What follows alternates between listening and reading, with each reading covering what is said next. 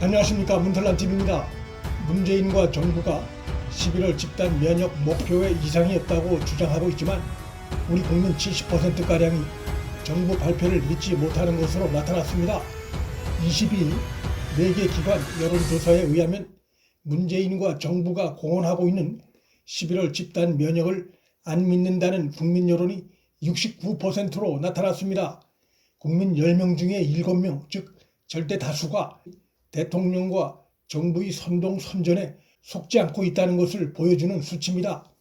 23일 발표된 한국갤럽 여론조사에 의하면 문재인 국정 부정평가의 이유로 부동산 실정이 28%로 가장 많았고, 그 다음이 코로나19 대처 미흡이 17%, 경제 민생 문제 해결 부족이 9% 순이었습니다.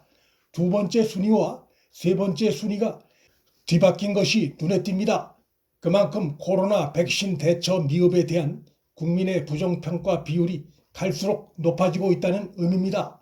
부정평가 이후에선 코로나 대처 미흡 지적은 지난주 대비 무려 9%포인트 오른 수치입니다. 코로나 백신 수급 실정이 문 정권의 핵심 위기로 굳어져가는 양상입니다. 23일에 나온 한국갤럽의 또 다른 여론조사로도 이 같은 기류는 확인이 됩니다. 코로나 대응을 잘못하고 있다가 49%, 코로나 대응 잘하고 있다는 43%에 그쳤습니다. 1년 2개월 만에 문 정권의 코로나 대응 비판 여론이 긍정을 추월했습니다. 한 달 전 조사와 비교해도 긍정평가는 17%포인트 급락한 반면에 부정평가는 무려 20%포인트 급등했습니다. 여권 내부에선 11월 집단 면역이 실패할 경우 차기 대선은 물 건너간다는 극한 위기감도 표출됐지만 무능한 문재인에게선 해결에 대한 기대감이 보이지 않습니다. 문재인이 백신 수급 위기에 대응하는 모습을 보면 백신 수급은커녕 문제를 더 악화시키고 있는 쪽으로 나타나고 있어 국민 분노와 불안을 키우고 있습니다. 키를 쥐고 있는 미국 정부와 협상을 하는 게 아니라 오히려 미국으로 하여금 한국에 대한 불신을 심화시키는 쪽으로 행동하고 있습니다. 중국과 함께 미국 정부를 비난하는 태도를 보이는가 하면 미 민주당 정부의 비판의 대상이 되고 있는 전임 트럼프의 대북 정책을 바이든이 계승해야 한다며 충고하는 황당한 주장까지 하고 있습니다. 대북 환상의 미몽에서 벗어나지 못하고 그걸 새로 출범한 바이든 대통령에게 강요하려 드는 어리석은 행동입니다.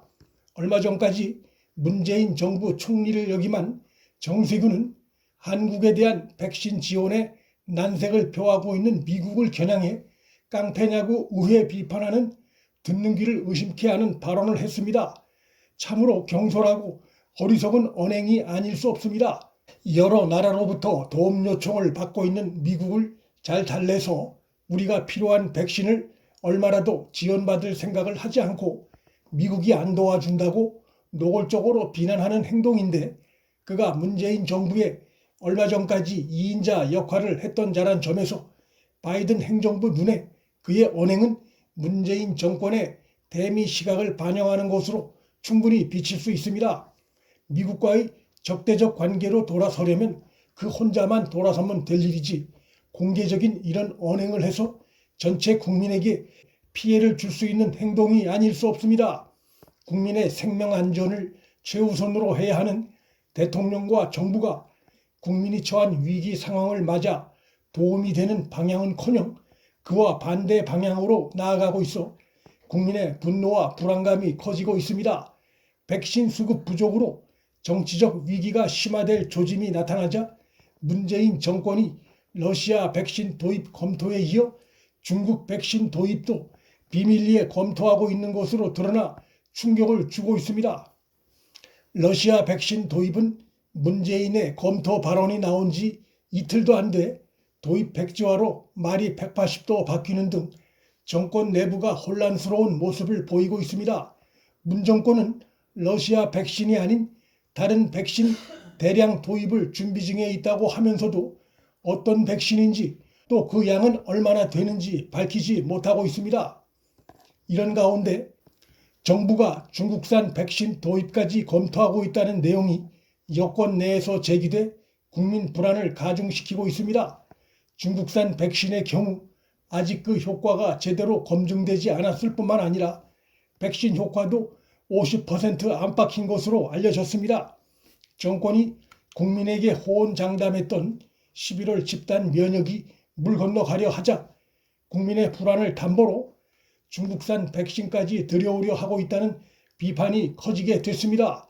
민주당 소속 이규민 의원에 따르면 보건복지부가 러시아산 백신 스푸트니크 V에 이어 중국산 백신 시노백을 두고 코로나19 백신 수급 상황 등을 종합적으로 고려해 도입 여부를 검토할 예정인 것으로 23일 확인됐습니다.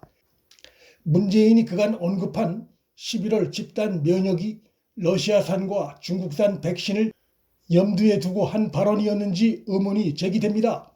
다른 나라들은 안전성이 검증된 화이자나 모더나 백신을 맞고 있는데 한국인들은 정권의 무능으로 인해 부작용이 속속 발견되고 있는 아스트라제네카 백신 접종에 주로 의존하고 있고 여기에 더해 아직 미국과 유럽에서 안전성이 검증되지 않은 러시아 백신, 더 나아가 중국 백신 도입까지 거론되고 있는 실정입니다. 입만 열면 11월에 집단 면역에 자신이 있다던 문재인과 정부의 그간 대국민 발언이 거짓이었음이 갈수록 확연해지고 있습니다. 정부의 무능에 국민 분노와 불안이 극에 달하면 밀란이 발생할 수도 있습니다. 국민으로 하여금 실험 대상이 됐다는 불안감을 들게 하는 백신 접종을 강요하는 정권이라면 정부에 대한 국민 불신이 가중될 수밖에 없습니다. 문재인 정부의 백신을 놓고 벌이는 대중국, 대러시아를 향한 움직임은 외교적으로도 문제가 될 수 있습니다.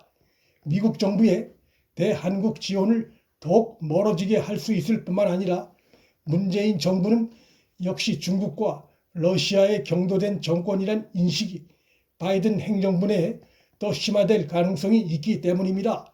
문재인 정권의 이러한 중국과 러시아 백신 도입 검토 움직임이 국론 분열을 불러올 조짐도 일고 있습니다.